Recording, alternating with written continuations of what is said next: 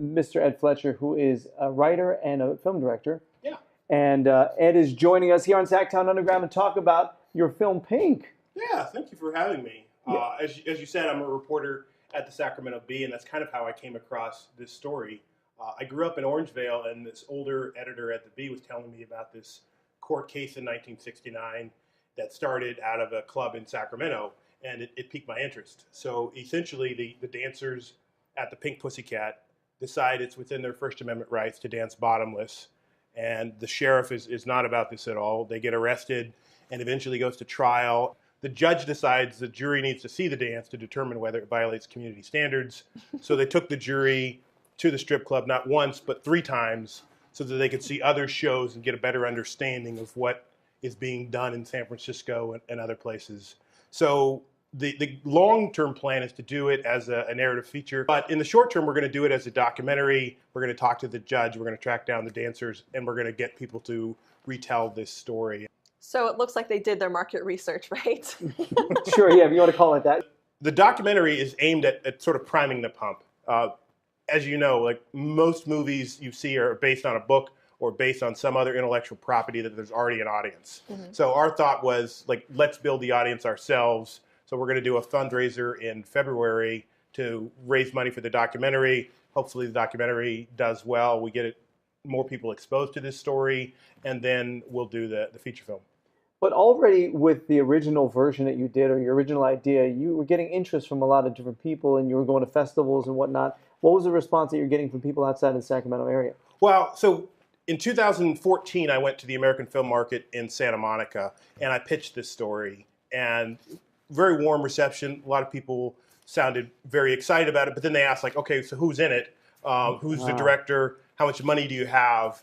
And I wasn't ready yet. You really have to sort of build a package and say, okay, I've got Jennifer Lawrence and David O. Russell, and here's all the assets I bring to the table, because that market is much more about foreign sales and what's your wide-scale distribution plan. And I would rather do it well than to do it with, no offense to local actors, but if you're trying to get on Netflix or make your money back, you really need to have talent that people will click on or people will be interested in.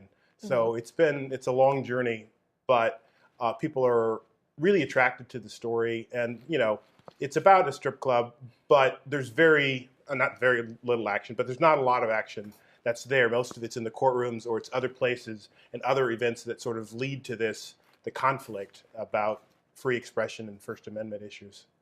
I mean, you're mixing some excitement with the sex angle, honestly. Let's be honest here. And then also the fact that they're real-life events, which is also very exciting as well. If I can get them in the door because they're titillized by a strip club thing, and then have them thinking about real weighty First Amendment issues, then I think that's the win-win. Yeah, I think so too. So pushing forward, how do people in the Sacramento area, because of course we reach a lot of Sacramentans here with the show, how do they get involved with helping you to the next level?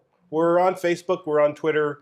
We're building towards a February 21 fundraiser. Look us up on Facebook. All you have to do is search Pink Film or Pink Film 1969, or nowadays if you search Pink Pussycat, my writings about this will come up. And it's kind of weird that before I started writing about this all happened in '69, so a lot of those stories hadn't been digitized.